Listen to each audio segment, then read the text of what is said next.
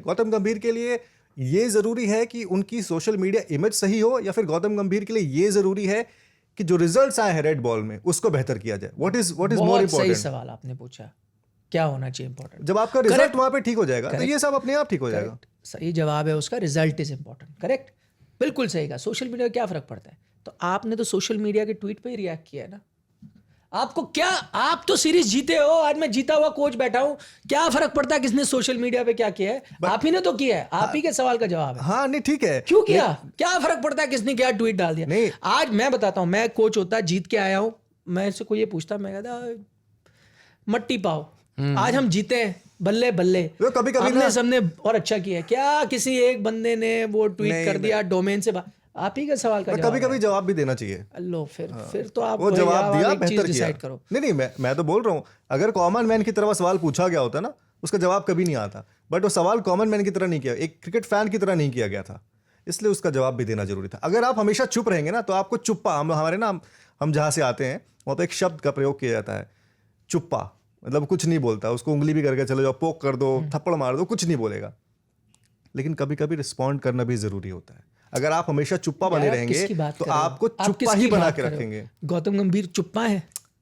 आप क्या चाहते हैं? आप बोले ना जवाब मत दो। कभी कभी जवाब, नहीं, आप क्या बोले? आपने बोला, आपने बोला, हमेशा जवाब देते हैं। आपने बोला कि छोड़ दो, मत दो जवाब, यही तो नहीं, मैंने कहा नहीं, मैंने कहा जवाब बहुत, वही मैंने आपको कहा, सूर्य कुमार यादव ने भी तो जवाब दिए, उन्होंने बल्कि सवाल रोके गए तरीका होता है। तो मेरा वही, और फिर चुप्पा वो होते कि अगर हर चीज पे ही चुप होते, कुछ नहीं बोलते, चलो पहली चीज उनको चुप गई है, ऐसा तो नहीं है ना यार। नहीं, मैं देखो, मैं तो उस दिन प्रेस कॉन्फ्रेंस मैंने सुनी और मुझे सुन के समझ में आया कि गौतम गंभीर, क्योंकि कोई पहली बार नहीं है, आप ना उनसे नॉन क्रिएटिंग टॉपिक जो उनके दिल के बहुत करीब है वो है आपका आर्मी।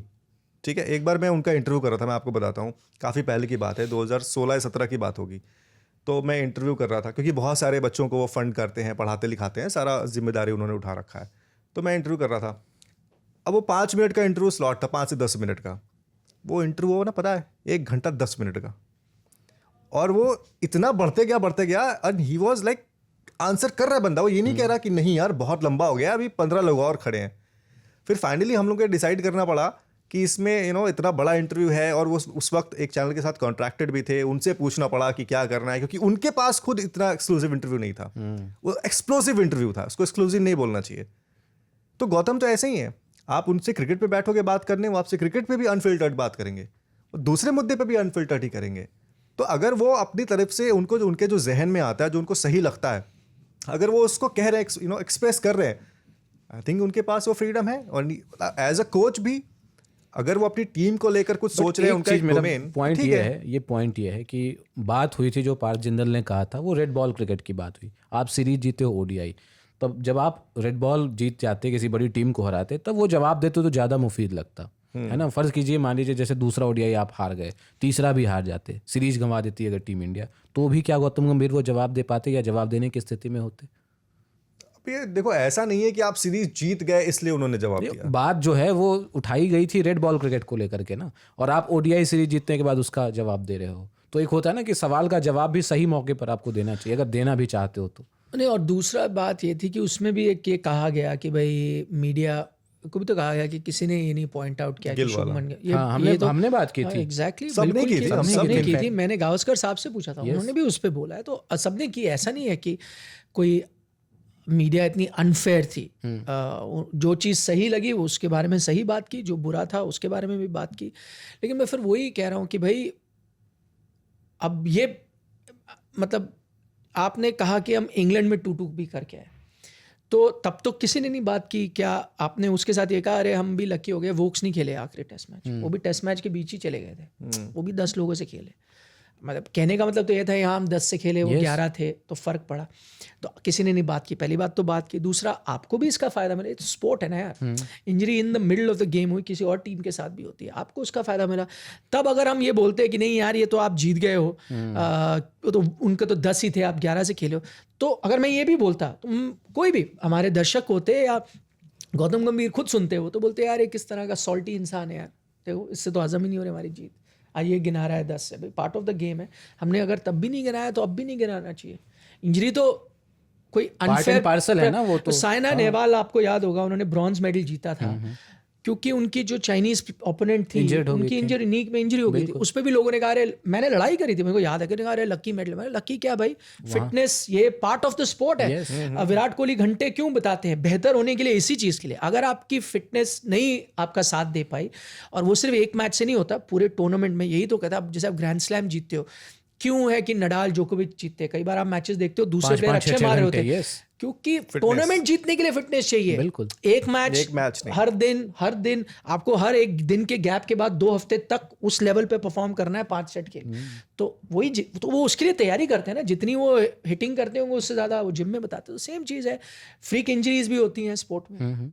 कुछ आपने किया, आप देखें ना, इस पे भी तो सवाल खड़े मैं ऐसे ही कह रहा हूँ। अगर शुभमन गिल की बात है, कोई कह सकता था यार उनको आप ब्रेक ही नहीं दे रहे हो, या आपकी मिसमैनेजमेंट है। आप कह रहे हो गिल इंजर्ड हो गए, उसमें शायद आपकी गलती थी, क्यों उनको ब्रेक नहीं दे रहे? वहाँ T20 आई सीरीज ऑस्ट्रेलिया में खिलाने की क्या जरूरत थी?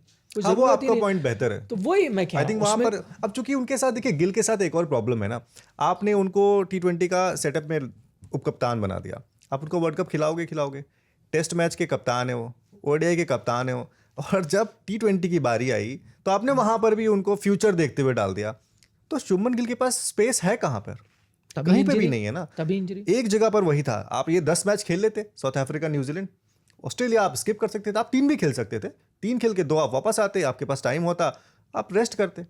बट वही है, बट उनके पास ना चाहते, मतलब चाहते हुए भी आई थिंक उनके पास ऑप्शन नहीं है कि वो रेस्ट ले सके। ओवरबर्डन है वो फिलहाल। करेक्ट। तो अब इसमें मैं वही चीज कह रहा हूँ, इसमें तो मीडिया की क्या गलती है? कोई गलती नहीं है कि भाई आप लोगों ने, किसी ने बताया कि गिल नहीं थे, क्यों आप ये एक चीज मैं फिर वही चीजें कह रहा हूँ, ये चेरी सब पिकिंग करना ना अपने हिसाब से। उससे क्या, अगेन मैं मानता हूँ कई बार भाई दफ्तर में आपके साथ भी कुछ बुरा हो, मेरे को लगा कि भाई किसी ने अच्छे से नहीं किया, मुझे चांस नहीं मिला, या ये मुझे करना चाहिए था, या किसी ने बदतमीज, तो कई बार आप अंदर वो चीज़ें रखते हो। बट आपको पता है मैं थोड़ी अब हर जगह जब वो मिल जाएगा मैं उसके बारे में बात करूँगा, अपने अंदर रखता हूँ। ठीक है, ये टाइम है, या शायद ये मिसअंडरस्टैंडिंग होगी, या बुरा दौर है, इससे बेहतर हो जाएगा, टाइम में आगे जाके सुधार होगा।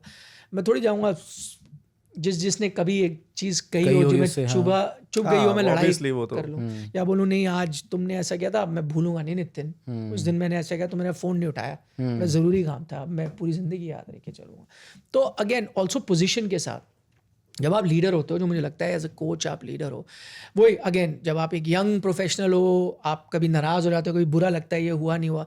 जब आप एक टीम को लीड करते हो तो आपको यार बहुत चीज़ें ध्यान में रख के चलनी पड़ती, संभलना पड़ता है। कई बार आपसे भी कोई नाराज़ होगा, कई बार चीज़ें, तो आपको उन तक मैसेजेस ना जाए, उन तक जो मेरे पे दबाव है मैं ले लूँ, वहाँ तक ना पहुँचे। आई थिंक वो बेस्ट तरीका, उसमें भी गंभीर करते हैं वो, मुझे अच्छा लगता है, हार के भी वही आते हैं प्रेस कॉन्फ्रेंस में। ये अच्छी बात है। हाँ, वो अच्छी चीज़।